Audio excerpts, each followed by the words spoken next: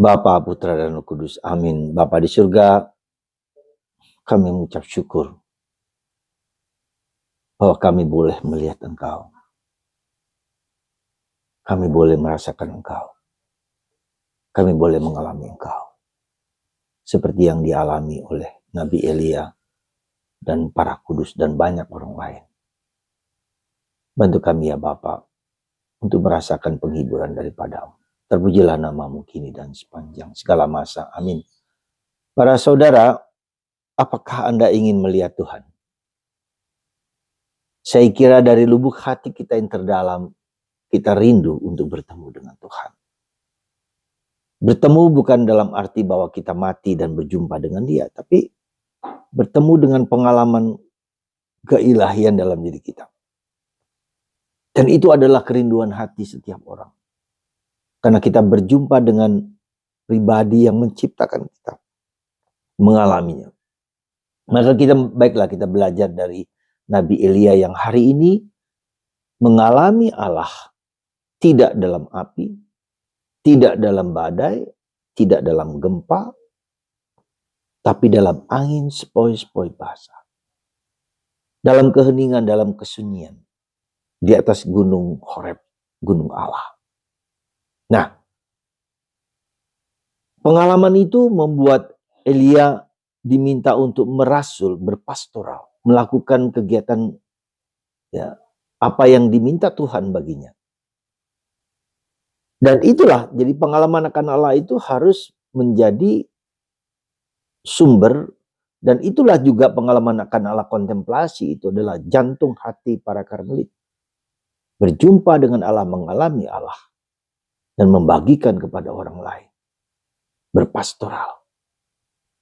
Saudara, saya kira kita semua mengharapkan itu. Tapi bagaimana cara kita belajar mengalami itu? Tentu saja ketika Elia mengalami perjumpaan dengan Allah di atas gunung Horeb, itu ada latar belakang sebelumnya, yaitu bahwa dia mengalami kekeringan, mengalami frustrasi, mengalami kekecewaan. Ya. Kenapa demikian? Karena setelah dia mengalahkan nabi-nabi palsu, nabi-nabi Baal yang palsu itu, dia diancam akan dibunuh oleh Yezebel yang mempromosikan nabi-nabi Baal, yang mempromosikan bukan kepada Yahweh tetapi kepada Baal. Jadi Yezebel adalah orang yang membawa bangsa Israel keluar dari penyembahan kepada Yahweh tetapi kepada Baal. Dan dia marah. Maka Elia diancam untuk dibunuh. Dan Elia merasa dia sendirian, dia diancam begitu, dia takut juga ternyata. Ya, dia gelisah juga, maka dia lari menyembunyikan diri. Dan di sana dia mengeluh kepada Tuhan, mengalami krisis ketidakpercayaan kepada Allah. Yang tadinya sebelum dia bergagah perkasa, dia berani, tetapi sekarang dia runtuh seperti kekecewaan. Dan disitulah Tuhan datang juga menghibur, memberikan dia makan dari makanan dari burung gagak, memberikan dia roti dari surga, ya, memberikan dia penghiburan untuk bangun, untuk bangkit lagi, untuk tidak putus asa. Dan dia harus berjalan menuju gunung Horeb 40 hari 40 malam lamanya. Jadi untuk naik ke atas gunung juga orang harus berpuasa, bermati raga, ya. Orang harus mengalami titik nol dulu supaya bisa merasakan bahwa bukan dari dirinya sendiri tapi dari Allah.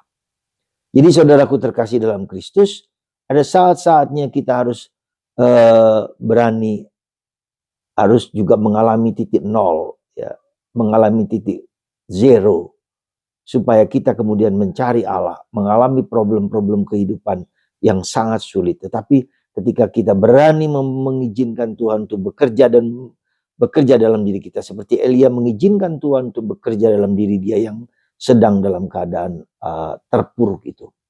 Jadi bagaimana caranya kita mengalami Allah? Tidak jarang kita harus mengalami titik nol dulu. Ya. Tidak jarang kita harus mengalami titik frustrasi. Supaya kita tahu bahwa bukan aku, tapi Engkau Tuhan yang mengontrol hidupku. Semoga dengan semangat ini kita diajak untuk mencari Tuhan, rindu akan Allah. Maka ketika orang, dan itu suatu pola yang dialami oleh semua manusia yang ingin masuk ke dalam dunia spiritual, dalam dunia rohani. Semoga kita berani untuk tidak mempercayakan diri kepada emosi yang api yang bernyala-nyala atau gempa yang kekecewaan berat. Ya, kita mengalami hal-hal yang tidak, ya, yang secara emosional menjauhkan kita dari Tuhan, tapi dalam keheningan, dalam kesunyian, dan kita mencoba untuk mencari waktu, memberi waktu untuk diam di hadirat Allah, sehingga kita bisa mengolah, ya, kemarahan, kita bisa mengolah gempa dalam hidup kita, kita bisa mengolah kebencian, kekecewaan, dan segala macam emosi-emosi lain yang menghantui kita. Dalam keheningan dan kesunyian, kita persembahkan dan kita olah kepada Tuhan. Semoga Tuhan membuat kita semakin kuat dan tangguh di dalam perjalanan hidup yang selalu tidak mudah ini. Tuhan memberkati Anda semua, Bapa, Putra, dan Roh Kudus. Amin.